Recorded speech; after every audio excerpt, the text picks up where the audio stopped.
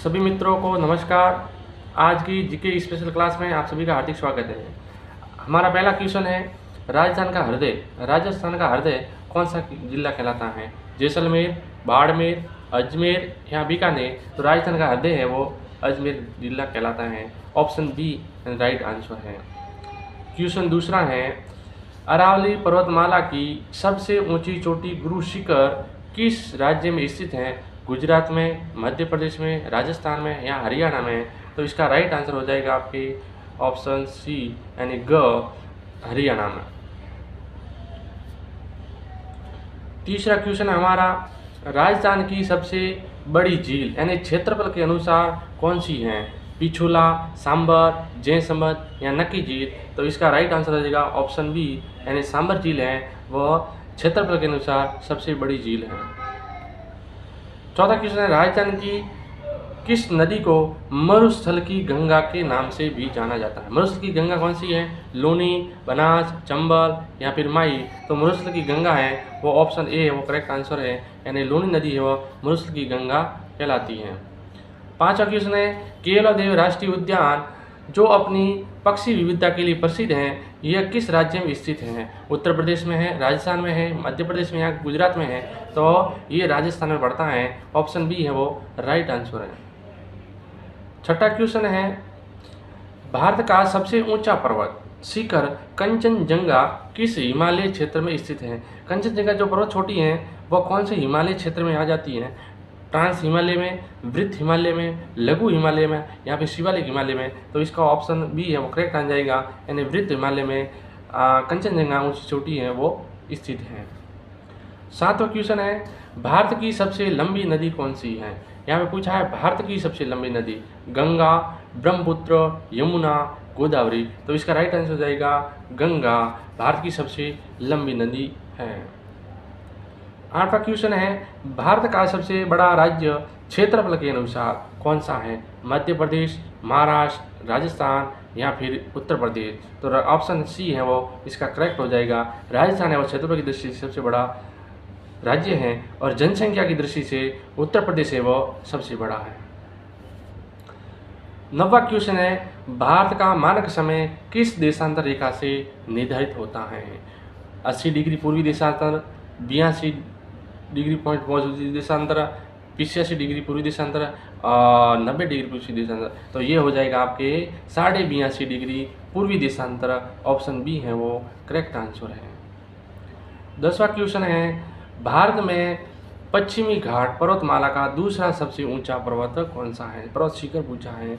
पश्चिमी घाट अन्नामलाई, अनाईमुंडी, डोडा बेट्टा, कलसुबाई या नरेंद्रगिरी? तो इसका राइट आंसर हो जाएगा ऑप्शन बी, डोडा बेट्टा है वह पश्चिमी घाट की पर्वतमाला की सबसे ऊंची चोटी है। 11वां क्वेश्चन है, थार का मरुस्थल भारत के किस भाग में स्थित है? उत्तरी भाग में, दक्षिणी भाग में, पूर्वी भाग में या पश्चिमी भाग में? तो थार का मरुस्थल है वो आपके भारत के पश्चिमी भाग में स्थित है, ऑप्शन डी है वो करेक्ट है। 12वां क्वेश्चन है, भारत में सबसे अधिक वर्षा वाला स्थान मानसरोवर किस राज्य में स्थित है? असम में है, मेघालय में, त्रिपुरा में या नागालैंड में? इस प्रश्न का आंसर आप कमेंट में बताइएगा, हम आपके आंसर का इंतजार करेंगे। 13वां क्वेश्चन है, भारत की सबसे बड़ी खारे पानी की झील चिल्का झील किस राज्य में स्थित है? तमिलनाडु में, आंध्र प्रदेश में, ओडिशा में या केरल में? तो इसका राइट आंसर हो जाएगा चिल्का झील है वो ओडिशा में स्थित है, जो भारत की सबसे बड़ी खारे पानी की झील है और विश्व की दूसरी बड़ी खारे पानी की झील है वो चिल्का झील है। 14वां क्वेश्चन है, भारत का सबसे दक्षिण बिंदु इंदिरा पॉइंट कहाँ स्थित है? लक्षद्वीप में, अंडमान और निकोबार द्वीप समूह में, कन्याकुमारी में या पांडिचेरी में? तो इसका राइट आंसर हो जाएगा अंडमान और निकोबार द्वीप समूह में भारत का दक्षिणतम बिंदु इंदिरा पॉइंट स्थित है। तो यदि पूछे भारत का उत्तरीतम बिंदु इंदिरा कॉल कहाँ है तो वो जम्मू और कश्मीर में आएगा।